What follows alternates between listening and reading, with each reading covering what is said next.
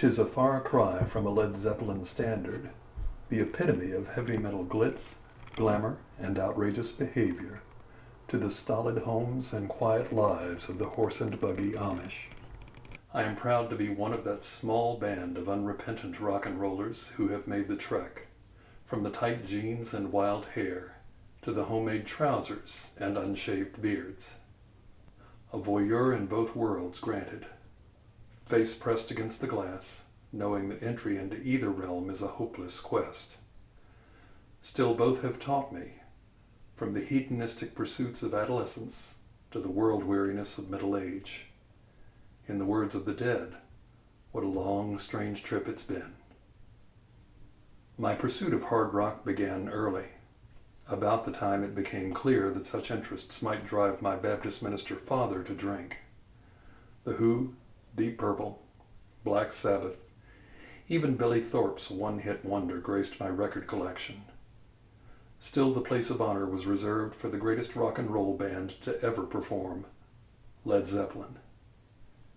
I remember a radio announcer once referring to Robert Plant as a toothpick with nipples, and was incensed for a week.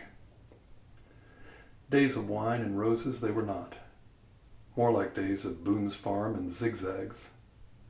Life stretched in an endless haze of reefer smoke, incredible colors, and the occasional dry heaves, with little thought to the true meaning and purpose of life. And through it all, when a Led Zepp song hit the radio, it was an obligatory signal to turn the volume to speaker-blowing heights. Adolescence gave way to young adulthood, and with it responsibility. I moved into counseling as a field of endeavor, a vital role as a rescuer, failing to travel quite as far from my spiritual roots as I had imagined I could. Eventually, my work brought me into contact with the Old Order Amish, one of the more conservative of plain groups.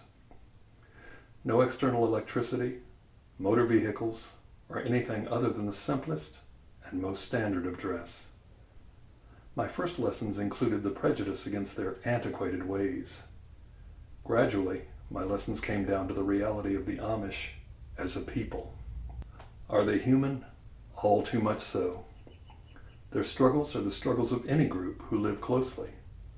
Love, compassion, anger, bitterness, grief, forgiveness, loneliness, dilemmas of all kinds. Yet in their decision to remove themselves from the world, there is a dignity that escapes those of us who wander blithely through life. Not a dignity I wish to possess, but a dignity I do admire. Odd that we say nothing of the Catholic clergy who advertise a single-minded devotion to God in dress. However, an Amish man or woman may merit stares or even snickers for their style of clothing. Perhaps because they will climb into a buggy and call a horse into motion, while we prefer the speed of the motorized, climate-controlled vehicle. To see the world from an Amish buggy on a real trip, not just a tourist ride in a circumscribed area, is to truly see the world in a different way. Perhaps our initial response is amusement because we fail to see the reason that God would call Christians to act in such a manner. It still puzzles me to look inward and find the paradox of a deep and abiding respect for the Amish, and a simultaneous fondness for my misspent youth.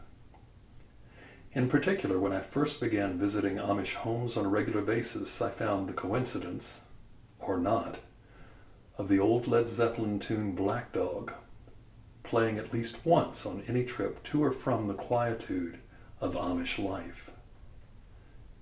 At first it seemed a brash and interfering note. Why a reminder of drug use, sexual indiscretions, and a life of hedonistic, selfish disdain amidst the tranquility of a spiritual haven? Was this a reminder?